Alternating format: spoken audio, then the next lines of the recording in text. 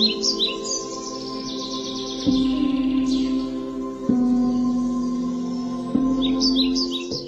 Everyone, good morning. এখন বাজে ভোর 4:45 আর আমি ঘুম থেকে উঠে গেছি।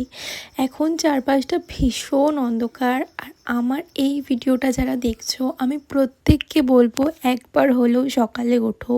সকালটা ভীষণ ভীষণ সুন্দর, মানে এই ভিডিওটা আমি বলবো শেষ অবধি দেখো, আর তোমাদেরও ইচ্ছা করবে ডেফিনেটলি সকালে উঠতে। তো এখন তো প্রায় 5:15-20 মতন বাজে। তো আমি ফ্রেশ হয়ে নিয়েছি আর তারপর একটু ওয়ার্কআউট করব। ওয়ার্কআউট মোটামুটি 30 মিনিট মতন করেছি আর এখন যাচ্ছি ছাদে। প্রচণ্ড অন্ধকার, মানে দেখলে বুঝতে পারবে চারপাশটা এখনো প্রচণ্ড অন্ধকার। এই সকালের একা মুহূর্তটা না ভীষণ সুন্দর ছিল।